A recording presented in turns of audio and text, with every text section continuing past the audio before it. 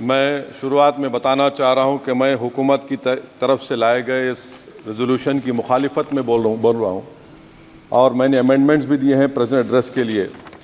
और चेयरमैन साहब, आप उर्दू को जानते हैं। किसी एक शायर ने शायद बरसर इख्तिदार जमात के लिए ये शेर कहा होगा कि उसूल बेचकर मसनद ख़रीदने वालों, निगाह अहले वफ़ा में बहुत हक़ीर हो तुम।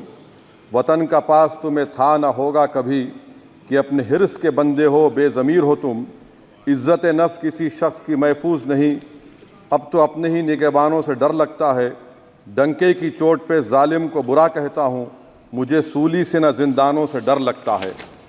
मोहतरम चेयरमैन साहब, मैं आज इन लोगों की तरफ से बोल रहा हूँ जो दिखते तो हैं, जिनके बारे में बात तो होती है मगर उनकी कोई नहीं सुनता।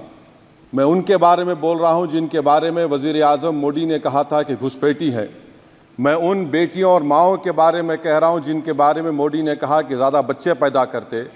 मैं उन मासूम नौजवानों के बारे में कह रहा हूँ जिनको मॉब लिंचिंग के ज़रिए मारा जा रहा है।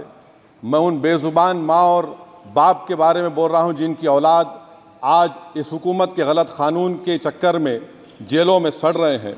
सर, मैं दस्तूर जब इस ऐवान में बन रहा था, संविधान बन रहा था, तो उस वक्त अलहदा वोटर लिस्ट और इंतखाबी रिजर्वेशन की बात आई तो उस वक्त के हमारे फाउंडिंग फादर्स ने, हमारे बुजुर्गों ने, दोनों समुदाय के हिंदू और मुसलमानों ने फैसला किया कि हम इस पर राज़ी नहीं होंगे।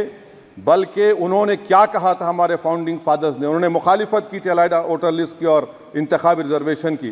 उन्होंने कहा था, I quote sir, it is the duty of majority community to ensure that minorities are elected in the representative numbers. BJP मुसलमानों की नफरत पर जीतती है और मुसलमानों के नाम निहाद मसीहा मुसलमानों के 90% ज़्यादा वोट हासिल करते हैं, मगर फिर भी इस ऐवान के दरवाजे नहीं खुलते मुसलमानों के लिए और सिर्फ 4% मुसलमान जीत कर आते हैं। सर, संविधान सिर्फ एक किताब नहीं है जिसे चूमा जाए, संविधान एक किताब नहीं है जिसे दिखाया जाए, संविधान एक सिंबल भी है, मगर संविधान एक हमारे बुजुर्गों के ख्वाबों की किताब है।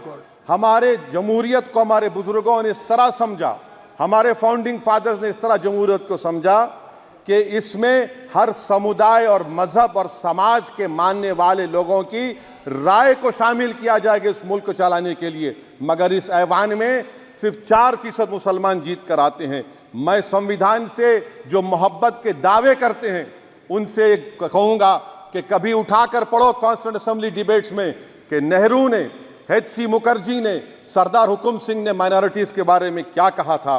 सर, वतन अजीज़ का मुस्तकबिल कैसा होगा जब बीजेपी मुझे गायब करना चाहती है और दीगर हिज़्ब इख्तिलाफ की पार्टियां के लिए मेरा वजूद सिर्फ वोट डालना और अपनी खबर में जाकर सो जाना है। इसीलिए आप देखते हैं कि ये समाजी इंसाफ है सर कि 4% मुसलमान जीत कर आते हैं। सर, इस ऐवान में ओबीसी समाज के एमपी अब अपर कास्ट के एमपी के बराबर हो चुके हैं।